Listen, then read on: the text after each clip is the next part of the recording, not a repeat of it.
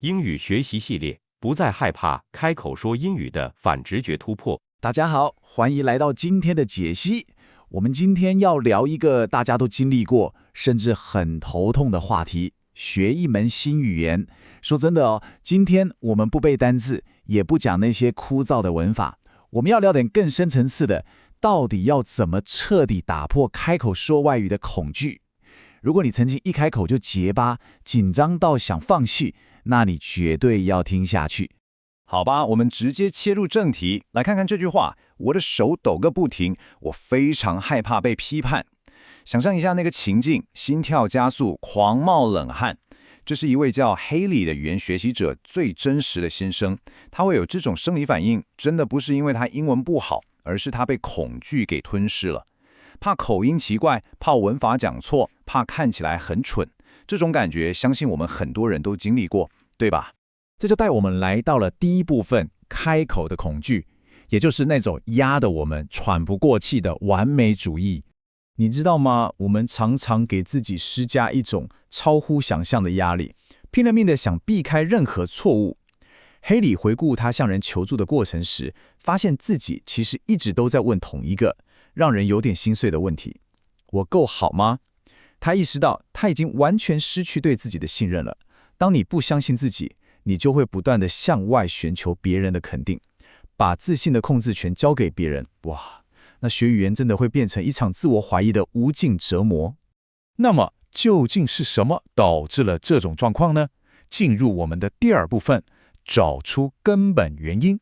我们得来拆解这个把语言学习变成噩梦的心理陷阱。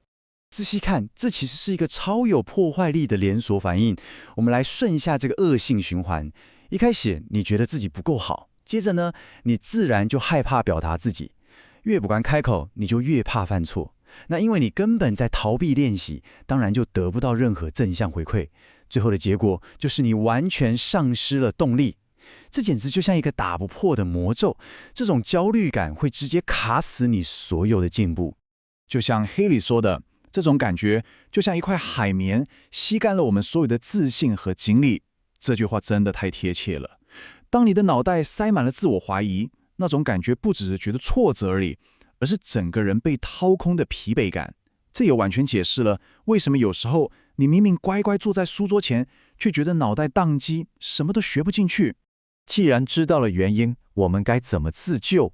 这就来到了第三部分，重现你与语言的关系。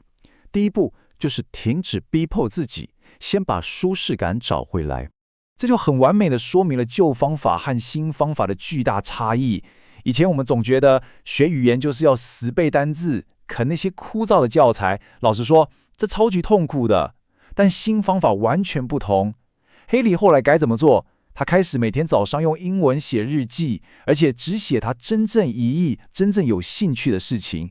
当你把语言跟自己的日常生活绑在一起，它就不再是一项功课，而是你生活的一部分。这真的是找回学习热忱的超级大绝招。当你开始这样做的时候，你会感受到一种前所未有的解脱感。你不再去死盯着文法，对不对？这时候那种每次想找个字却卡住，宛如骨梗在喉的恶心感就会慢慢消失。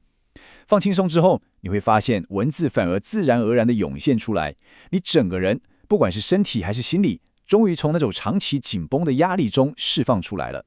这边有一个超级关键的心态转变。黑里说，我不再把犯错当作批判自己的理由，而是开始把它们视为提升自我的机会。这句话真的值得我们画上100颗星星。当他终于接受了我的英文虽然不完美，但依然可以沟通这个事实后，他的勇气就奇迹般的一点一滴回来了。犯错不再代表我很糟，而是告诉你我可以怎么变得更好。这绝对是重建自信的基石啊！搞懂了心态，我们进入第4部分，能量分配方程式。我们来用一点简单的数学逻辑，看看恐惧到底偷走了我们多少学习力。所以最关键的一点是，想象一下你的大脑能量是一个圆饼图。在旧的心态下，你竟然把高达50% 的精力都浪费在攻击自己、处理焦虑上面了。也就是说，你真正在吸收知识的脑力只剩下可怜的50%。你一边跟自己打架，一边还要学外语，难怪你会觉得累到不行，而且事倍功半。但是你想想看，如果你转个念，把那浪费掉的50%能量全拿回来放在学习上呢？当你火力全开，用100%的精力专注学习，并且允许自己自信的犯错，恐惧感就会瞬间消失。在这种状态下，学好语言根本不是会不会的问题了，那真的就纯粹只是时间早晚的问题而已。好，解决了心理障碍，接下来的第5部分，逃离翻译陷阱。我们来点超实用的战术，教你怎么停止在脑袋里做翻译。现在关于这个画面非常有趣的地方在于，它完美呈现了我们大脑的运作差异。传统习惯是，我们先想中文，然后硬生生拖着一个笨重的翻译桥梁，最后才挤出英文。这超花时间，而且超耗脑力。我们真正要追求的是把概念或感觉直接连上目标语言，也就是跳过中文，直接用外语思考。不过说的简单，到底该怎么做呢？让我们继续往下看，看看这是怎么运作的。这招真的超强，这叫 AI 猜词游戏。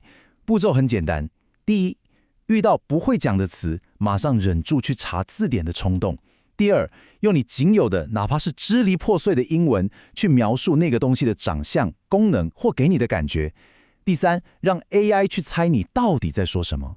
这个绕过字典的小游戏，其实是在强迫你的大脑超捷径，直接建立起外语的神经回路。